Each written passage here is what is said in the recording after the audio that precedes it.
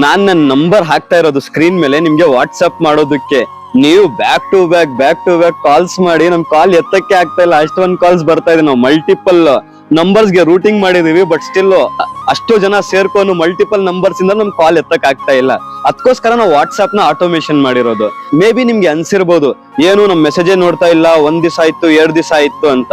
So actually ನಮ್ಗೆ with in few days ಅಲ್ಲೇ 700 to 800 ಇನ್ಕ್ವೈರೀಸ್ ಬಂದಿದೆ, ಬೈಯರ್ಸ್ ಆಗಿರ್ಬೋದು ಸೆಲ್ಲರ್ಸ್ ಆಗಿರ್ಬೋದು. ನಾವೇನ್ ಮಾಡ್ತಾ ಇದೀವಿ ಅಂದ್ರೆ ಒನ್ ಬೈ ಒನ್ ಕಾಂಟ್ಯಾಕ್ಟ್ ಮಾಡ್ತಿರೋದು.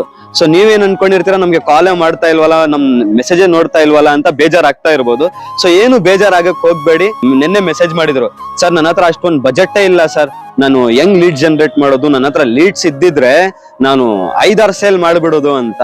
ಸೊ ಅವ್ರಿಗೆಲ್ಲ ಏನ್ ಹೇಳ್ತೀನಿ ಅಂದ್ರೆ, ನಿಮ್ಮ ಹತ್ರ 100 ರೂಪಾಯಿ ಇದೆಯಾ ಬಜೆಟ್, 500 ಇದೆಯಾ, 1000 ಇದೆಯಾ, 5000 ಇದೆಯಾ, ಇಲ್ಲ 1 ಲಕ್ಷ ಇದೆಯಾ, ಈಚ್ ಅಂಡ್ ಎವ್ರಿ ಬಜೆಟ್ ಗೆ we have A solution. So ನೀವೇನಾದ್ರೂ ಬ್ಯಾಂಗ್ಳೂರಲ್ಲೇ ಪ್ರಾಪರ್ಟಿ ಸೇಲ್ ಮಾಡೋದಕ್ಕೆ ಒಳ್ಳೆ ಲೀಡ್ ಜನರೇಟ್ ಮಾಡ್ಬೇಕು ಅಂತ ಹೇಳಿದ್ರೆ ಸ್ಕ್ರೀನ್ ಮೇಲೆ ಬರ್ತಿರೋ ನಂಬರ್ಗೆ ವಾಟ್ಸ್ಆಪ್ ಮಾಡಿ.